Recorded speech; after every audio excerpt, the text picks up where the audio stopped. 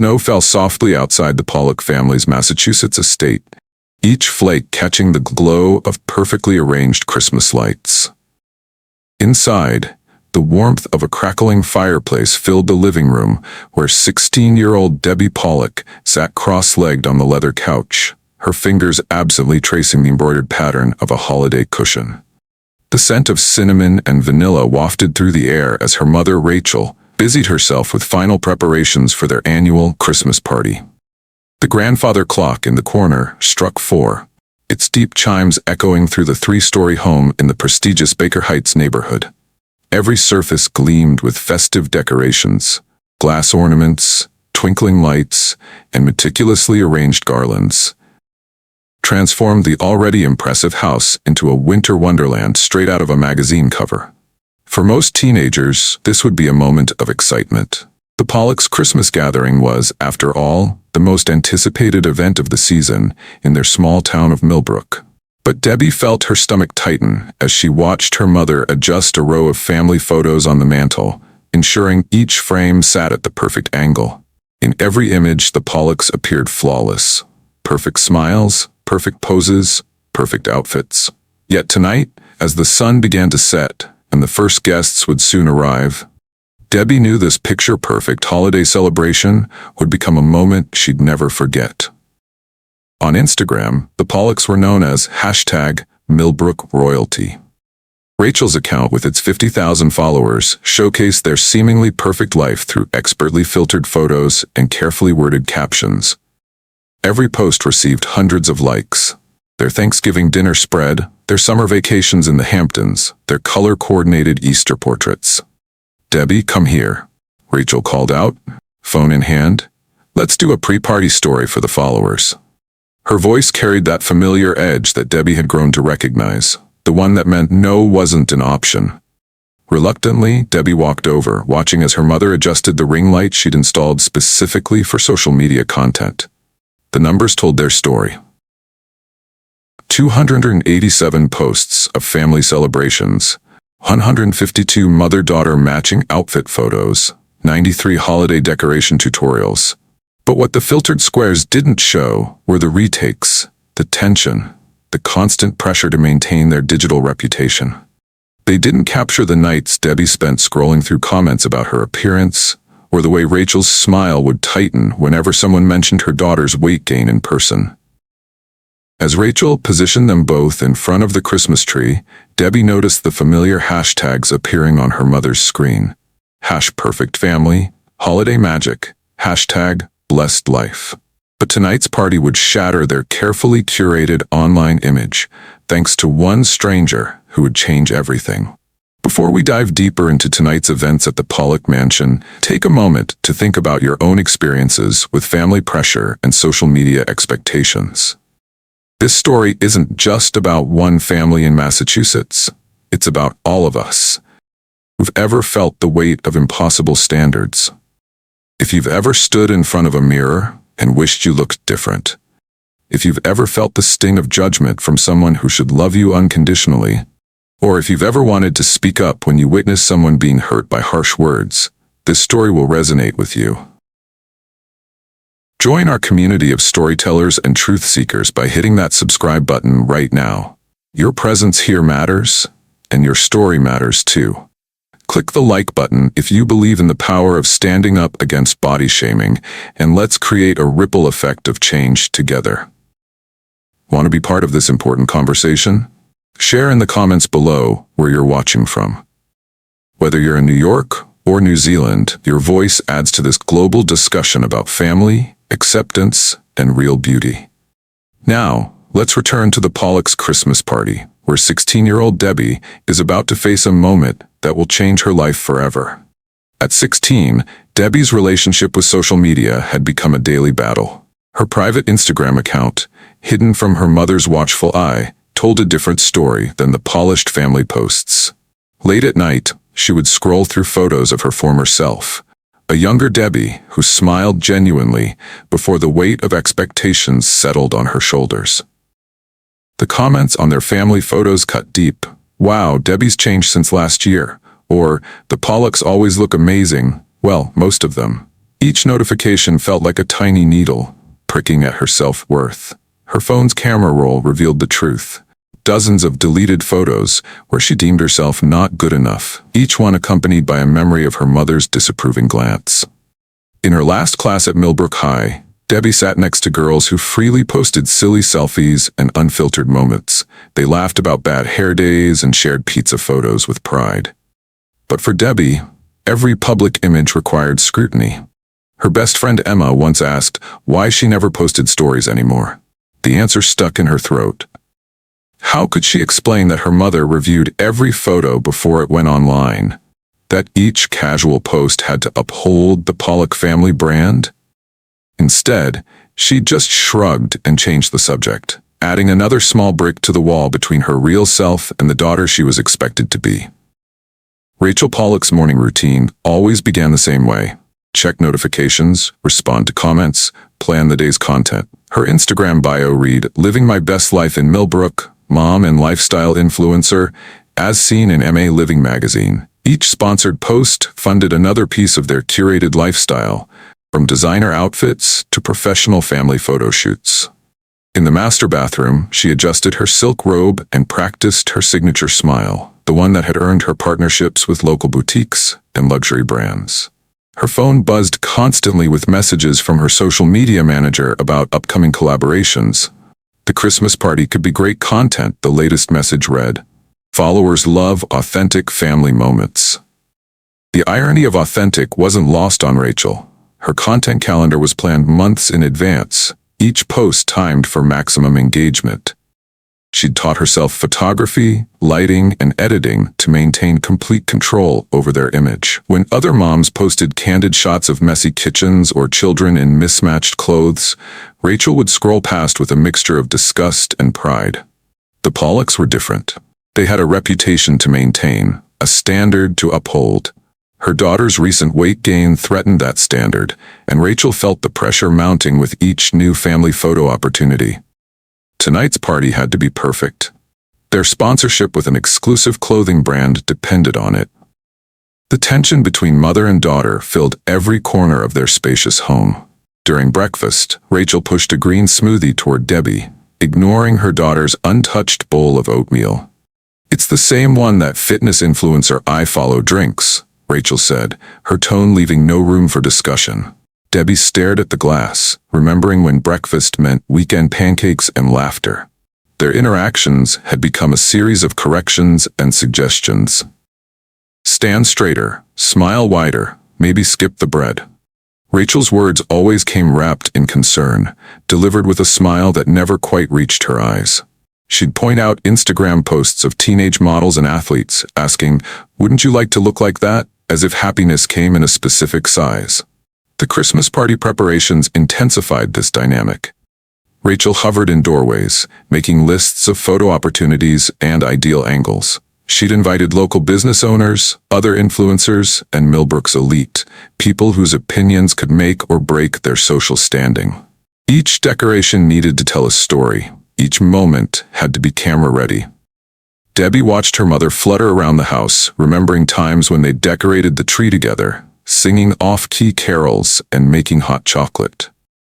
Now, a professional decorator handled the tree, and their hot chocolate came from an organic, sugar-free recipe that Rachel's followers had praised for its clean ingredients. As the hour of the party drew closer, Debbie felt the familiar knot in her stomach tighten. She knew what was coming next, the annual struggle of the party outfit, and this year, she wasn't sure she could face it. "I picked up the perfect dress for you," Rachel announced, walking into Debbie's room holding a white garment bag from Luxe Boutique. Her heels clicked against the hardwood floor as she laid the bag on Debbie's bed. "It's a size smaller than your usual, something to aim for." Debbie's heart sank as her mother unzipped the bag, revealing a form-fitting red velvet dress. The tag still hung from the sleeve, displaying a size that made her chest tighten. She knew without trying it that the dress wouldn't fit, but Rachel was already holding it up with an expectant smile. "Mom, I don't think," Debbie started. But Rachel cut her off. "Just try it on. The fabric has stretch, and you've been drinking those smoothies I made. Plus, the color will look amazing in photos." Rachel's voice carried that familiar mix of authority and disappointment. "The boutique owner is coming tonight.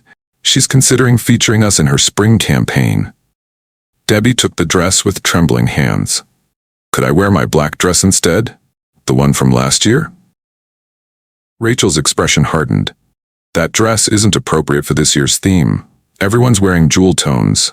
I've already posted a sneak peek of the color scheme, and the followers are excited." She moved toward the door. "You have 20 minutes before hair and makeup arrives. Don't make us late." As the door closed, Debbie held the dress against herself, catching her reflection in the full-length mirror. The fabric, though beautiful, looked unforgiving. Every curve, every perceived flaw would be visible. She thought about Emma's recent birthday party, where everyone wore comfortable sweaters and nobody counted calories or worried about camera angles. "Mom?" Debbie called out, her voice cracking. "I really don't feel comfortable in this." Rachel reappeared, exasperation evident on her face. "Comfortable doesn't get us partnerships, Debbie. Comfortable doesn't maintain our image. Now put on the dress." Alone in her room, Debbie slipped into the dress, the fabric clinging to every part of her she tried to hide. The zipper stuck halfway up her back, trapped between reality and her mother's expectations. She sucked in her stomach, held her breath, but the sides of the dress still pulled apart, revealing a gap that no amount of stretching would close. In the mirror, memories flashed through her mind. The first time she noticed she couldn't wear her favorite jeans, the whispers in the school hallway when she quit the swim team, the Instagram comments that her mother deleted, but she'd already seen. Each memory added weight to her shoulders, making her slouch despite years of her mother's posture corrections. Her phone lit up with a text from Emma. "Can't wait to see you tonight. Save me some of those amazing cookies your mom always has." Debbie's throat tightened. The cookies were props now, sugar-free, gluten-free holiday treats that looked perfect in photos but tasted like cardboard. Last year, she'd caught a guest discreetly spitting one into a napkin. She tried another angle in the mirror, turning sideways, then 3/4, searching for a position that would make the dress work. Her reflection multiplied in her mother's tri-fold mirror, showing every angle she tried to avoid. The girl staring back at her looked nothing like the smiling teenager in last year's Christmas photos. The ones her mother still posted with #ThrowbackThursday and "missing this perfect holiday moment." Tears welled up in her eyes as she remembered her father's words before he moved out last spring. "Sometimes, princess, the picture doesn't tell the whole story." He'd understood the pressure, had tried to shield her from it. But his absence had only intensified Rachel's grip on their public image, as if perfect posts could fill the empty chair at their dinner table. "Debbie, time's up." Rachel's voice cut through the silence, followed by the door opening. She stopped abruptly at the sight of her daughter, tears streaming down her face, the dress hanging open at the back. "I can't," Debbie whispered, her voice barely audible. "Mom, I just can't." Rachel moved behind her, grabbing the zipper. "You're being dramatic. Here, just hold still." She yanked the zipper upward, the force making Debbie gasp. The fabric strained against the stitches, creating visible lines of pressure across Debbie's back. "It hurts," Debbie choked out, fresh tears falling. "Please, Mom. I can't breathe." For a moment, something flickered across Rachel's face. Uncertainty, perhaps even concern. But it vanished as quickly as it appeared. "Pain is beauty, sweetheart. Look how it shows off your figure." She positioned Debbie in front of the mirror, hands on her shoulders. "Now stop crying. Your makeup artist will be here any minute, and red eyes don't photograph well." The room felt smaller with each passing second. Debbie's chest tightened, not just from the dress, but from 16 years of stored-up pain fighting to break free. "I'm not your prop," she said, the words tumbling out before she could stop them. "I'm your daughter." Rachel's fingers dug into Debbie's shoulders. "Of course you're my daughter. That's exactly why I'm doing this. Do you think life gets easier? Do you think people are kinder out there?" She gestured toward the window. "Everything I do, every post, every party, every diet tip, it's all for you, for us." The makeup artist's arrival interrupted the moment, but the tension lingered. As the artist began setting up her supplies, Debbie caught her mother's reflection in the mirror. For the first time, she saw something beyond the perfectly styled hair and practiced smile. She saw fear. Fear of imperfection, fear of judgment, fear of losing control. The grand foyer of the Pollock home buzzed with activity as guests arrived in waves, their designer outfits dusted with fresh snow. Crystal glasses clinked and practiced laughs echoed off the high ceilings. The air was thick with expensive perfume and the aroma of catered hors d'oeuvres. Rachel worked the room like a seasoned performer, her phone appearing and disappearing seamlessly as she captured candid moments of guests admiring her decorations. "Oh, this old thing?" she'd say when complimented on the ice sculpture centerpiece. "Just a little something I threw together." Her Instagram stories updated every 15 minutes with perfectly framed shots of smiling faces and festive details. Local business owners clustered near the fireplace, discussing upcoming collaborations. The owner of Luxe Boutique, wearing one of her own designs, kept glancing around, presumably looking for Debbie in her red dress. The local magazine editor who'd featured the Pollocks in last month's Millbrook's Finest spread commanded attention near the buffet, praising Rachel's authentic approach to social media influence. In the corner, Emma arrived with her parents, immediately sensing the tension in the room. She spotted Debbie try to make herself invisible near the Christmas tree, tugging at the tight fabric of her dress. Other teenagers from school, children of Rachel's social circle, huddled together, sharing knowing looks. They'd all witnessed Rachel's public suggestions about Debbie's appearance at previous events. "Isn't this just magical?" Rachel's voice carried across the room as she live-streamed a tour of the party. "My followers have been asking for a behind-the-scenes look at our annual celebration. Don't forget to follow our party hashtag #PerfectChristmas. Everyone gather for photos," Rachel announced, gesturing toward the professional photographer she'd hired.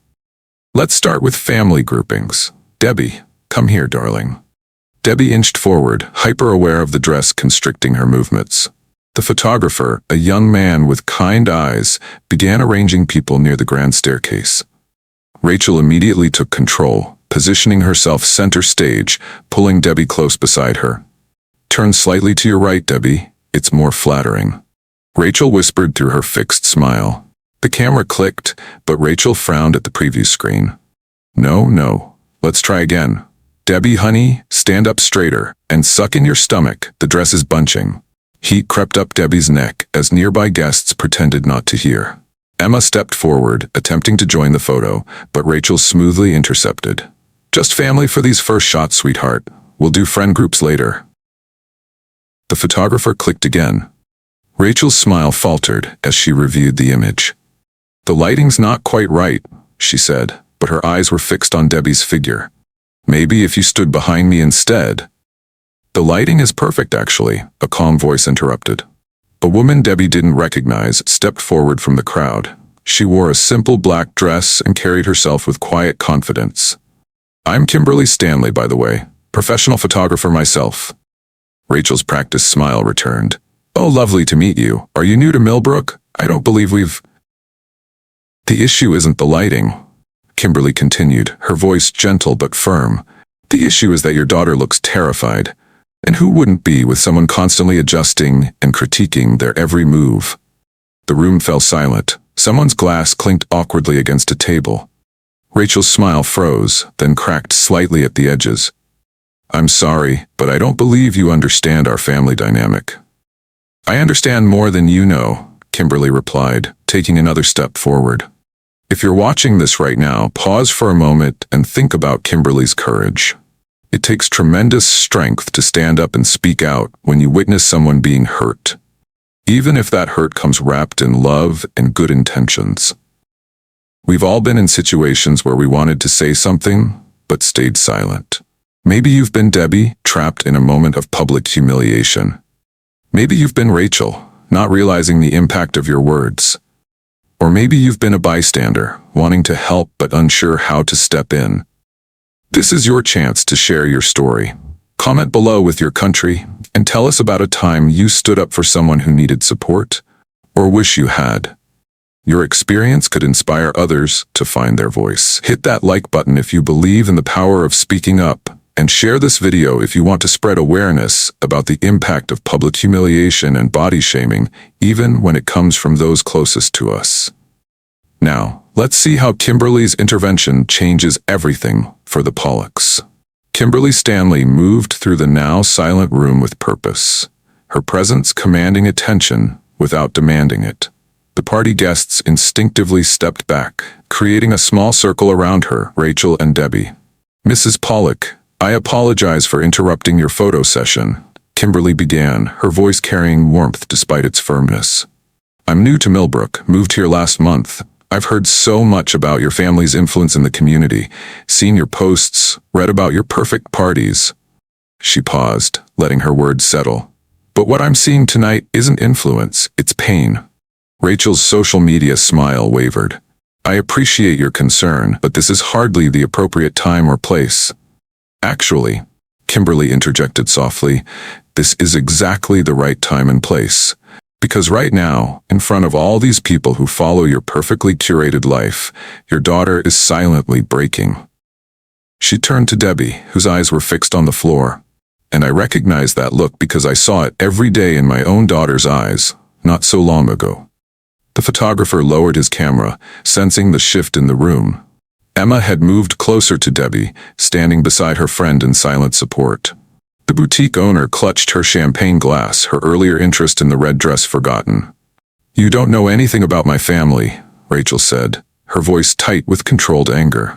But there was something else in her tone, a slight tremor of uncertainty. "I know enough," Kimberly replied gently. "I know what it's like to believe you're protecting your child while actually hurting them. I know what it's like to focus so much on appearances that you become blind to what's happening beneath the surface. And most importantly, I know what it's like to almost lose everything before finally seeing the truth." Kimberly took a deep breath, her composure softening. "3 years ago, I was you, Rachel. I had a successful photography business in Boston, specialized in family portraits. I believed I knew exactly what made a perfect picture, the right angles, the right poses, the right body types, and I projected all of that onto my daughter." She pulled out her phone, bringing up an old photo. "This was my Ashley at 16. I controlled everything, her diet, her clothes, her social media presence. I thought I was helping her succeed in a world that judges young women so harshly." Her voice cracked slightly. "I didn't realize I had become that harsh judge." Rachel's eyes were fixed on the photo as Kimberly continued. "One evening, I found Ashley unconscious in her bathroom. She'd been hiding food, purging after meals, taking diet pills, anything to meet my impossible standards. The doctor said she'd been struggling with an eating disorder for months. Months, Rachel. And I, her own mother, was too busy posting perfect family photos to notice." The room was completely still now. Even the holiday music playing softly in the background seemed to fade away. Debbie had lifted her head, her eyes meeting Kimberly's with a flash of recognition. The worst part wasn't the hospital stay or the therapy sessions that followed. It was the moment Ashley finally told me the truth, that every time I adjusted her pose, commented on her weight, or rejected a photo for being unflattering, I was chipping away at her self-worth. Each criticism, each helpful suggestion, each public correction became a brick in the wall she built between us, a wall that almost became permanent. Rachel's perfectly manicured hands trembled as she set her phone down, its screen still displaying the half-edited party photos she'd planned to post. Her eyes darted between Kimberly and Debbie, seeing her daughter, truly seeing her, for the first time that evening. Rachel's voice faltered, her social media persona cracking. "I never meant to." She stopped, watching as Debbie unconsciously tugged at the too-tight dress, a gesture she must have made 100 times before, but Rachel had chosen not to notice. Tears welled in Rachel's eyes, smudging her camera-ready makeup. The room full of influencers, business owners, and social elite faded away as memories flooded her mind. Debbie skipping breakfast, Debbie deleting her personal Instagram account, Debbie wearing oversized hoodies to school. All the signs had been there, hidden behind filters and hashtags. "My baby," Rachel whispered, stepping toward Debbie. The photographer's flash no longer popped, the live stream forgotten. I did this to you." Her voice broke completely as she reached for her daughter's hand. Debbie hesitated, years of hurt visible in her expression. Then, in a small voice that carried through the silent room, she said, "I just wanted you to love me as I am, Mom, not as you want me to be." The words hit Rachel like physical blows. She remembered typing #blessed under photos where Debbie's smile never reached her eyes, sharing diet tips while her daughter pushed food around her plate, measuring their worth in likes and followers while their real relationship withered. "Can we?" Rachel looked at her daughter through tears. "Can we go change? Both of us? Into something comfortable?" She reached behind Debbie and slowly lowered the zipper of the red dress that had started it all. Mother and daughter stood in Debbie's room, surrounded by the evidence of Rachel's influence. The ring light in the corner, the wall of inspiration photos, the cabinet full of smoothie ingredients and diet supplements. Rachel touched each item slowly, as if seeing them for the first time. "I did this," she whispered, picking up an unopened protein shake. "I turned your bedroom into a content studio." Her eyes fell on a framed photo on Debbie's desk, partially hidden behind the ring light. It showed a younger Debbie at the beach, laughing freely as waves crashed around her. Rachel couldn't remember the last time she'd seen that uninhibited joy on her daughter's face. She opened Debbie's closet, where the red dress now hung like a symbol of everything wrong with her priorities. Behind it, stuffed in the back, she found Debbie's old swim team jacket. "You loved swimming," Rachel said softly. "You quit right after I suggested it might not be the best look for our summer content." Moving to the vanity, Rachel noticed a journal tucked under some makeup palettes she'd insisted Debbie needed. Without opening it, she knew what she'd find inside. The private thoughts of a daughter desperately trying to meet her mother's impossible standards. Tears fell freely now as Rachel sank onto Debbie's bed. The mattress dipped under her weight, and something crinkled. Reaching under the duvet, she found empty candy wrappers and protein bar packages, evidence of secret eating, of shame, of a hunger that went far deeper than food. "I was so focused on how we looked," Rachel said, her voice breaking, "that I couldn't see how you felt." Debbie stood in the doorway, now wearing her favorite oversized sweater, watching her mother's discoveries. "I tried to tell you," she said quietly, "so many times." Rachel looked up, mascara streaking her cheeks. When did I ever really listen?" "The swim meet last spring," Debbie began, stepping into the room. "When I won first place, but you only posted photos from the award ceremony because my suit was unflattering.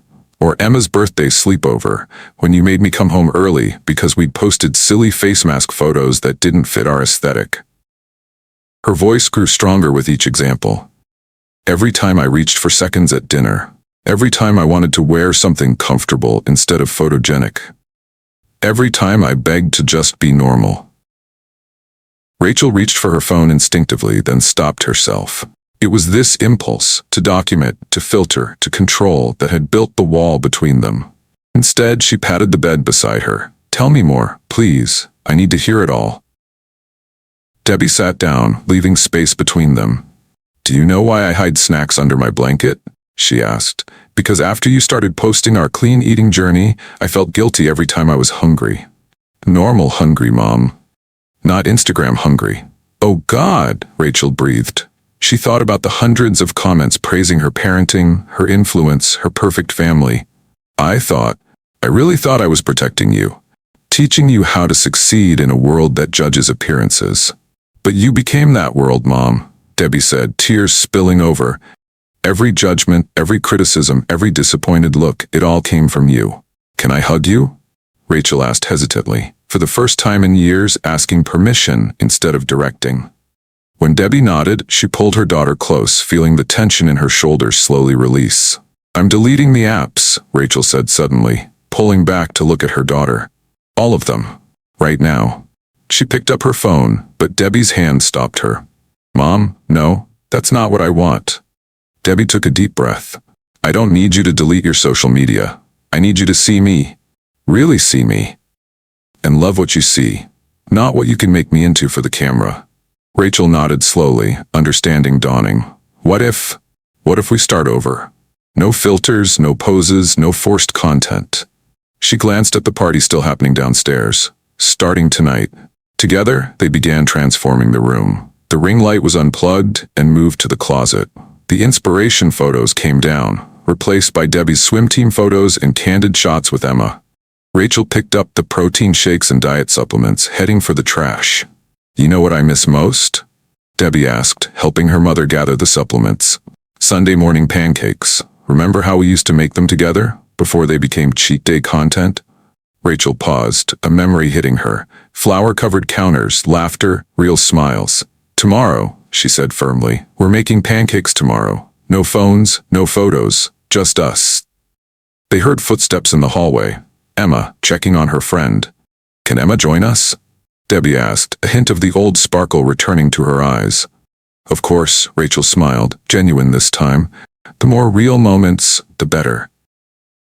3 months after the Christmas party incident, the Pollock home had transformed. The ring lights and professional photography equipment were replaced by candid Polaroid shots magnetized to the refrigerator. Sunday mornings became sacred. Phones stayed upstairs while mother and daughter recreated old family recipes in the kitchen, flour dusting their pajamas.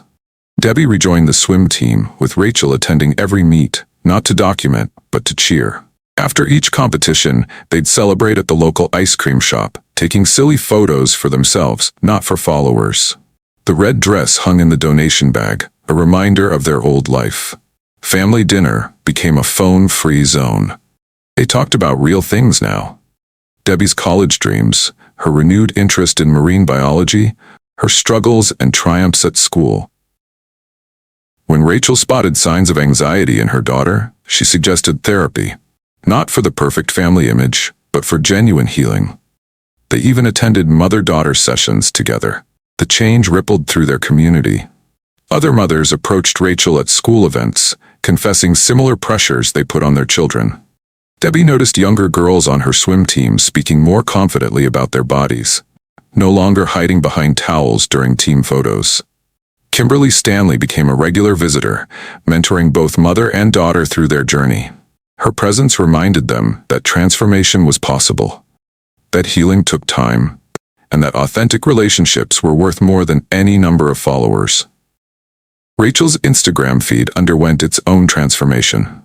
Gone were the perfectly staged family portraits and filtered reality. Instead, she began sharing their authentic journey. Her first real post showed her and Debbie in the kitchen, pancake batter splattered on their shirts, genuine laughter lighting their faces. "Reality check," the caption read. "I spent years crafting a perfect image at the cost of my daughter's well-being. Today, we choose real joy over staged perfection. Authentic parenting, healing."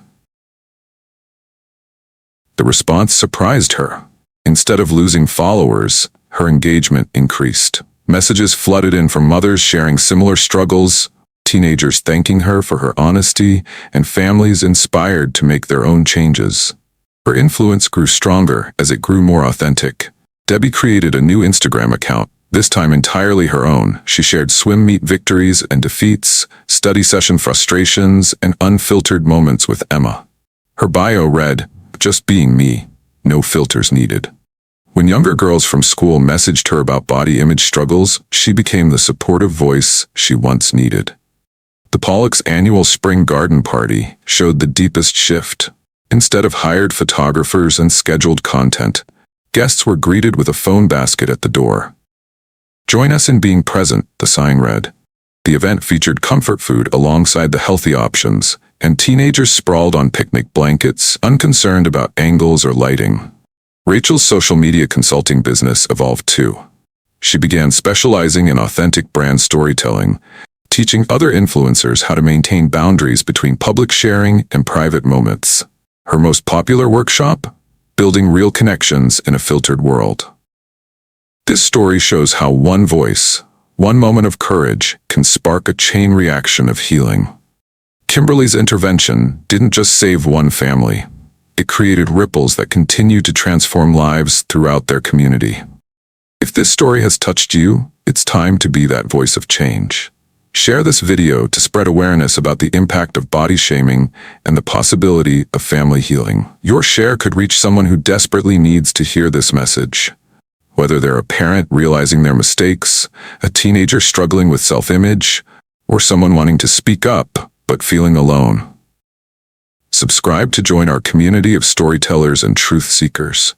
Together, we can create a world where authenticity trumps perfection, where family bonds are stronger than social media presence, and where every body is celebrated rather than shamed. Drop a heart in the comments if you're committed to being part of this change. Let's start a movement of real connections, genuine acceptance, and unconditional love. One family at a time. 1 year later, Debbie stood in front of her bedroom mirror, wearing her graduation gown. The girl who once avoided reflections now smiled confidently at her image. On her desk lay a college acceptance letter. She'd been selected for a marine biology program, complete with a swimming scholarship. Rachel appeared in the doorway, holding not a phone but a worn Polaroid camera. "Ready, sweetheart?" No critiques about posture, no comments about the gown's fit. Just pride shining in her eyes. "Almost," Debbie replied, pinning her Honor Society cord in place. "Did you see what Emma posted?" She showed her mother her phone. A collage of their 4-year friendship journey, including the Christmas party photo where Emma had stood beside her in support. Rachel sat on the bed, touching the honor cords gently. "Remember when all I cared about was how things looked? Now look at you, graduating with honors, heading to study marine life in California." She smiled. "Your father's flying in tomorrow. He can't wait to see you swim at nationals next week." The walls of Debbie's room told their new story. Swim meet medals hung beside candid photos of family pancake mornings. A framed picture showed Debbie and Rachel at the beach last summer, both in swimsuits, laughing as they built sandcastles, a moment captured by Emma's mom, unplanned and perfect in its authenticity. "You know what's funny?" Debbie said, adjusting her cap. "I actually like taking photos now. Real ones. Not for likes or followers, but to remember moments like this." During the graduation ceremony, Rachel sat beside Kimberly Stanley, who had become like family over the past year. As Debbie took the stage to deliver her valedictorian speech, Rachel squeezed Kimberly's hand in gratitude. "Good evening, everyone," Debbie began, her voice clear and confident. "A year ago, I stood in a red dress that didn't fit, trying to squeeze myself into someone else's idea of perfection. Today, I stand here completely myself, and that's what I want to talk about." The audience fell silent as Debbie shared their story. She spoke about the pressure to be perfect, the weight of filtered expectations, and the courage it takes to be authentic. She talked about her mother's transformation from social media maven to real-life mentor, and how their healing had inspired other families to prioritize connection over perception. "But the real hero of my story," Debbie continued, her voice catching slightly, "isn't me or even my mom. It's every person who finds the courage to speak up when they see someone hurting. It's every parent who chooses love over likes, and every teenager who dares to be authentically themselves." In the audience, Rachel noticed several parents wiping away tears. The local Instagram influencers who once competed for the perfect family image were now nodding in recognition. Emma's mom hugged her daughter tighter. "My mom used to say pain is beauty," Debbie concluded, looking directly at Rachel. But she was wrong.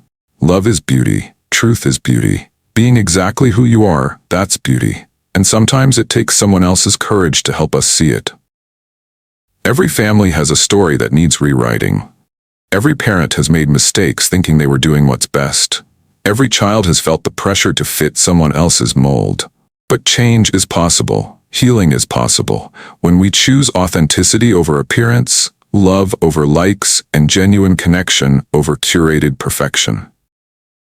The Pollock family's journey from social media perfection to real-life connection isn't just their story. It's a wake-up call for every parent scrutinizing their child's appearance, every teenager hiding behind filters, and every person afraid to speak up when they witness someone being hurt by words disguised as love.